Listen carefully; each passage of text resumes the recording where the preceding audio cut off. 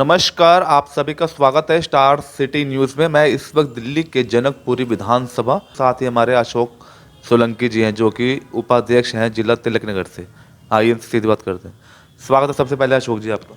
बहुत बहुत धन्यवाद साहब आपका। सर, मेरा आपसे सवाल है, अभी जैसे अरविंदर सिंह लवली जी दिल्ली अध्यक्ष हैं, उनके नेतृत्व में आप प्रतिज्ञा रैली निकालने जा रहे थे। इसका मेन क्या मोटिव है, क्या मैसेज देना चाह रहे हैं? इसका उद्देश्य यही है कि दिल्ली में 15 साल कांग्रेस का शासन रहा और उस दौरान जो दिल्ली का विकास हुआ वो विकास आज रुक गया है।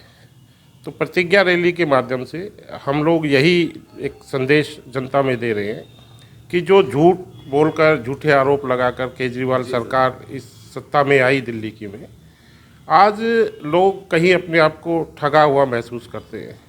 और जो विकास पिछले 15 साल में कांग्रेस के शासन में हुआ था, आज पिछले 8-9 साल से वो विकास थम गया है। चारों तरफ गंदगी है, कहीं कोई फ्लाईओवर नहीं, कहीं कोई नया हॉस्पिटल नहीं, नया स्कूल नहीं।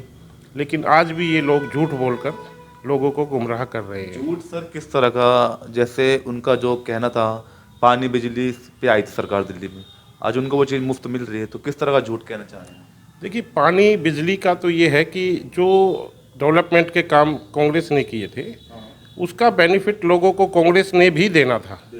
लेकिन वो समय आने से पहले इन लोगों ने उस चीज़ को इनकैश किया।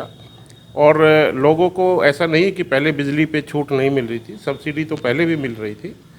लेकिन जो मेन इन्होंने जो कांग्रेस को एक करप्ट पार्टी साबित करने की जो कोशिश की थी और उसमें कहीं ना कहीं ये कामयाब भी हुए थे, इसीलिए जनता का मन बदला और जनता ने जो है इन्हें मौका दिया।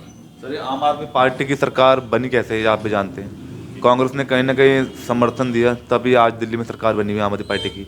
ये कहीं ना कहीं कमियां रही कांग्रेस ने जो आज समर्थन दिया आम आदमी पार्टी को। देखिए, उस समय जो ठीक लगा पार्टी ने वो किया, तो ऐसा नहीं है कि भाई वो कोई गलती थी। लेकिन उस समय के हालात ऐसे थे कि समर्थन देना पड़ा।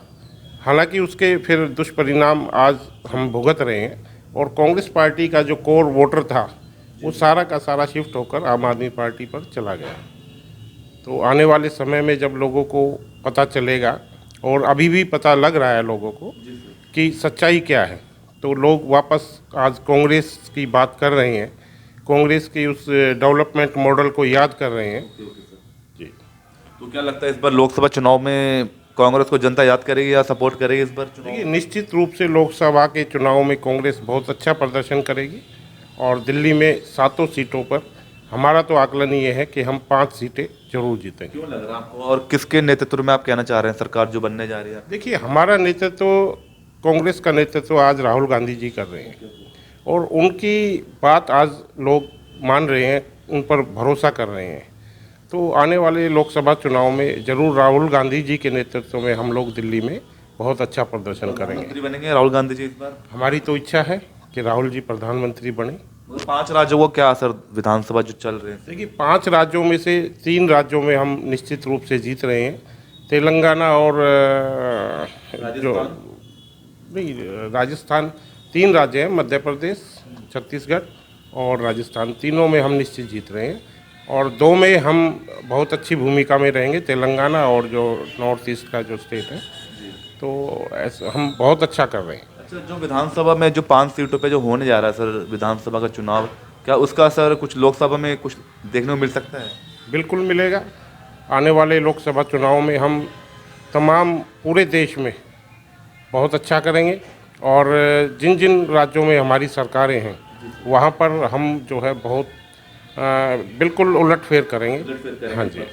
मगर आप सर जैसे जिला तिलक नगर की जिम्मेदारी पे हैं, तो 5 विधानसभा लगती है लगभग, तो आप किस तरह अपनी भूमिका निभा रहे हैं पार्टी को लिए?